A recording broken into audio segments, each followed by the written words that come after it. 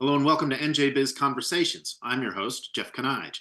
My guests today are Brendan Heegan and Tom Behnke. Brendan is the founder and CEO of Boxzooka, which is an e-commerce fulfillment technology company, and Tom is Senior Vice President of Sales and Marketing and Advisor.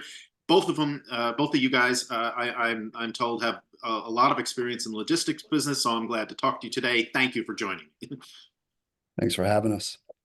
All right, I wanted to what we wanted to talk about were the developments that have occurred in the aftermath of the Baltimore bridge collapse and what that's meant for the region.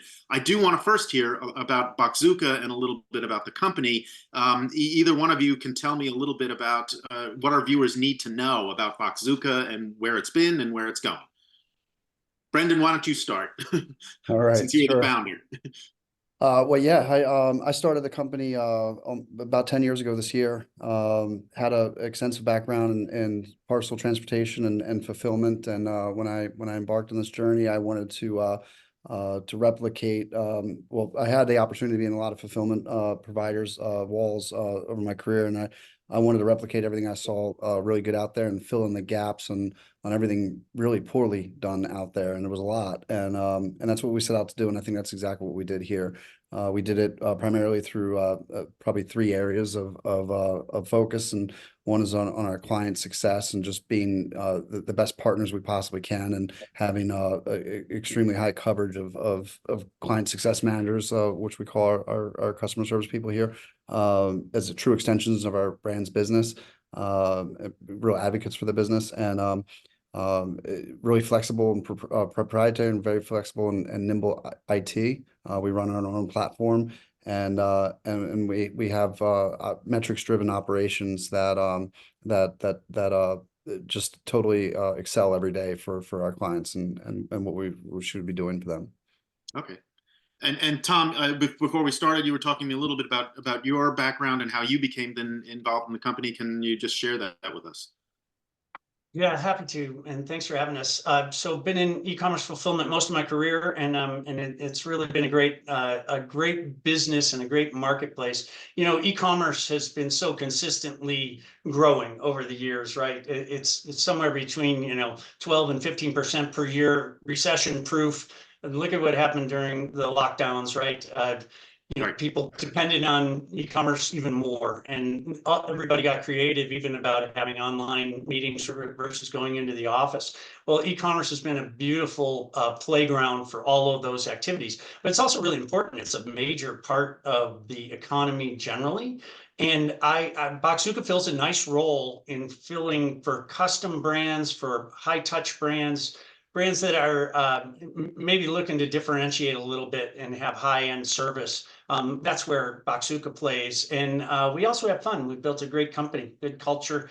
Brendan started it trying to build something that is the best, and we're committed to that. So not trying to be the biggest, but trying to fulfill for our clients' needs every day. And it's going great. Okay. Well, e-commerce certainly a big part of New Jersey's economy. Especially, as you say, even before the pandemic, it was a growing area, and the pandemic just sort of kicked it into high gear. I should have mentioned at the top that Boxzooka was founded in Secaucus, so there's the New Jersey connection. Okay, so let's talk about the Francis Scott Key Bridge collapse. The folks around here are sort of have been through a lot of supply chain disruptions and logistics disruptions over the years. Where does this one rate for a disruption-weary region? How does this rate in terms of the pandemic, war in Europe, all the other things that have happened that have caused a lot of stress for those of us here in this region? I don't want to discount the pain that it places on Baltimore, which is my hometown, by the way. No. I don't want to discount at all the gravity of the situation locally with traffic and the lives that were lost and just the disruption that it causes in our community there. But from a port perspective and such, on a scale from 1 to 10, the Red Sea being a 7 or an 8 or something, I would put this like a 3. Oh, okay. All right. So, and again, that was the next question I was going to ask. I think that this, obviously, for Baltimore, this is a major occurrence. Yes. Yeah. Oh, yeah. For the city, for the Baltimore port, yes, it's a major Okay. occurrence. All right. But we're blessed on the East Coast with having half a dozen other ports that are within a short sail of Baltimore, and the ability to divert a lot of the freight at minimal cost to the carriers and the clients of the carriers, the people who own or who are renting those containers. That those costs are minimal. But to the Okay. Baltimore community, it's horrible. Okay. Now, how does that work? That you say, well, it's easy for them or they can be rerouted. These shipments can be diverted. Is that how difficult is that to accomplish? I mean, if something is headed to Baltimore and suddenly it can't go to Baltimore, can it just as easily come to, say, the port of New York and New Jersey or someplace else? Yeah, what's going to come at a higher cost and a longer wait time. Okay. But New Jersey and Norfolk and the other ports that are in the air, Charleston, they can take the additional volume in while this is happening. It's not like the ships need to stay out there anchored for weeks or whatever it is it's going to take to Right. have the tunnel cleared out. But all of that's is going to come at a higher cost and a longer lead time until service is restored. Okay.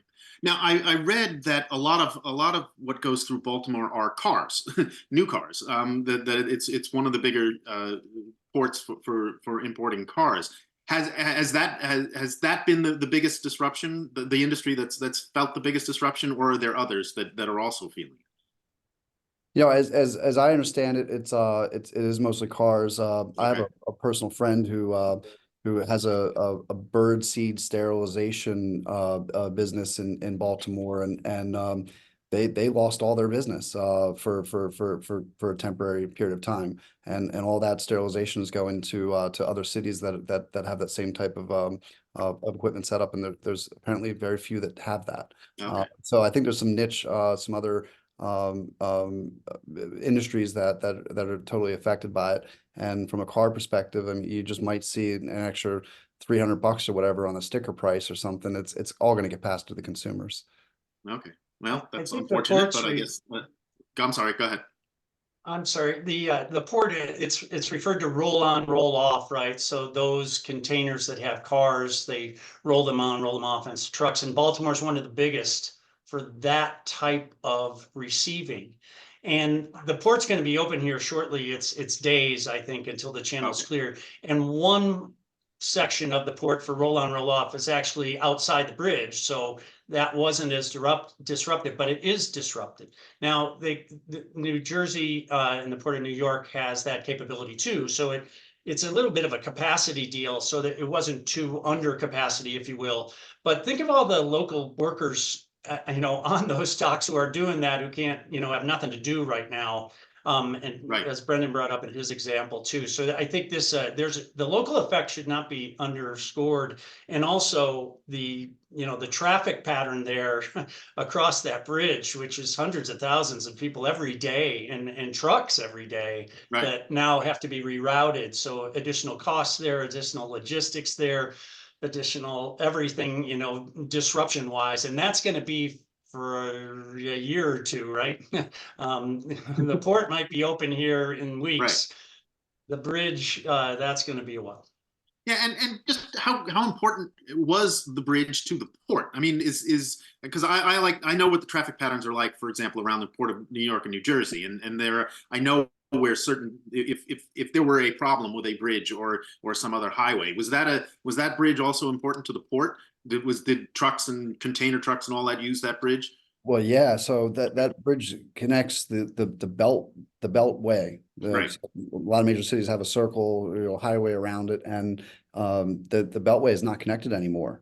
It's Okay. unbuckled, and there's going to be massive disruption locally for years. Okay. Now, is there anything that e-commerce companies or retailers or anybody that's affected by the whatever, even if it's a relatively minor disruption, is there something that they should be doing, could be doing now to mitigate those effects? Or is it just a matter of paying the extra costs that it's going to take, and just waiting for your stuff to arrive? I think the latter is really Okay. where it's at. Okay. It's now In the wake of the pandemic and the war in Europe and all of the other disruptions, there was a lot of debate about how to avoid these kinds of things in the future. And there was some movement, I'm not sure how much movement, in that direction to try to do things to onshore production of various products. Has any of that helped at all in mitigating this disruption that you know of? I don't think that we've seen the effects of really too much onshoring, in the last 3.5 years.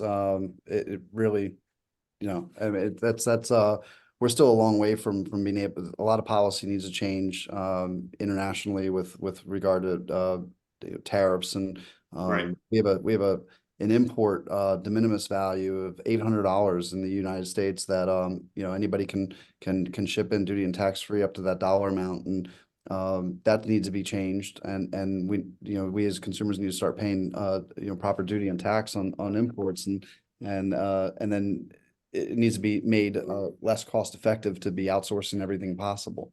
Okay. No. Okay.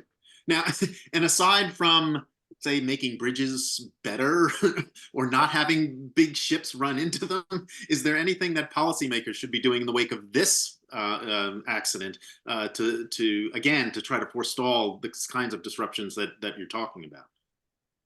Or is it just a continuation of what folks have been trying to do, again, since 2020?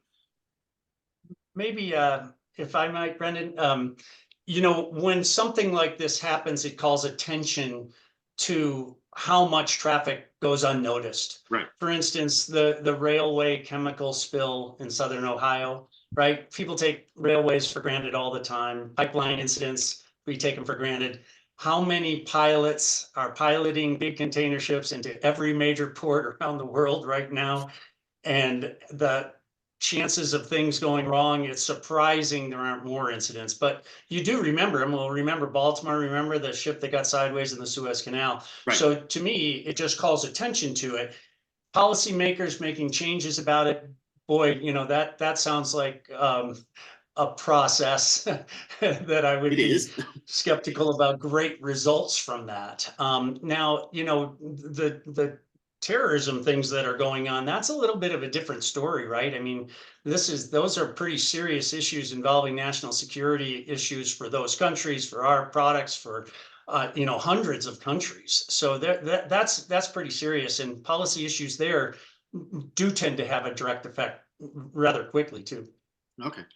Now, this may be too speculative for you, but I think that a lot of folks around here wondered what the effect would be on the port here if something similar to this happened. You said this was a 3 on a scale of 1 to 10. If there were a major disruption in the port of New York and New Jersey, I'm guessing that the effect on at least the region economy would be much greater than this one. Yes. I think it's fair to say the volume in coming in New York, New Jersey is so much greater. Ports like Baltimore and Norfolk, I don't think they could absorb all that as effectively as the flip flop. So it would be fair to say it'd be greater. Okay.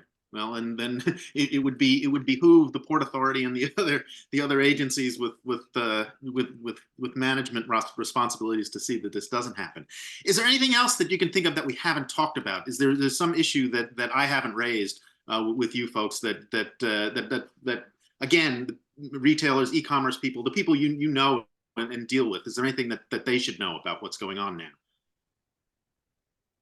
With regard specifically to Baltimore, or Yeah, about the rest of the world, or either Baltimore or the rest of the world. Just again, I have some e-commerce and logistic experts here. I'm curious as to what you think people need to know about right now.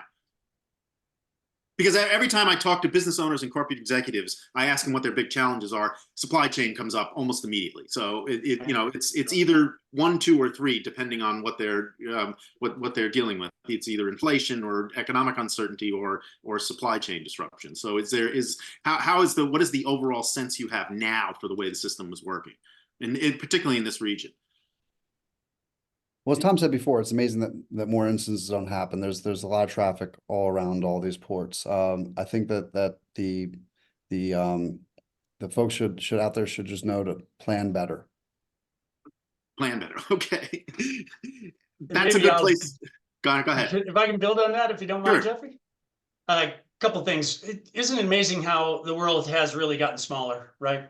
And that sometimes when you buy something online, you don't even realize that it's going to get on an airplane from Hong Kong to LA and then got on a truck and come to your door within 4 days.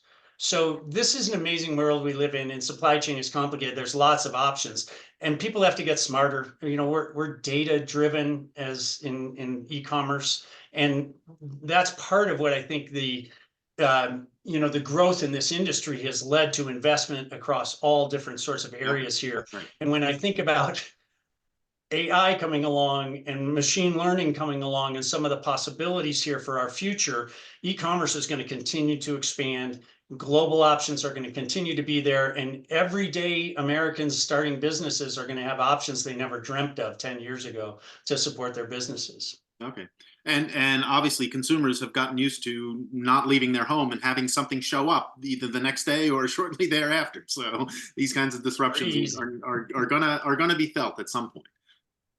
We'll pivot. Okay. Brendan Heegan and Tom Behnke of Boxzooka, thank you very much for joining me. I really appreciate you taking the time and sharing your expertise today. Thank you very much. Thank you, Jeffrey. Appreciate it. Thank you. Thank you all for watching. Until next time, stay safe, everyone.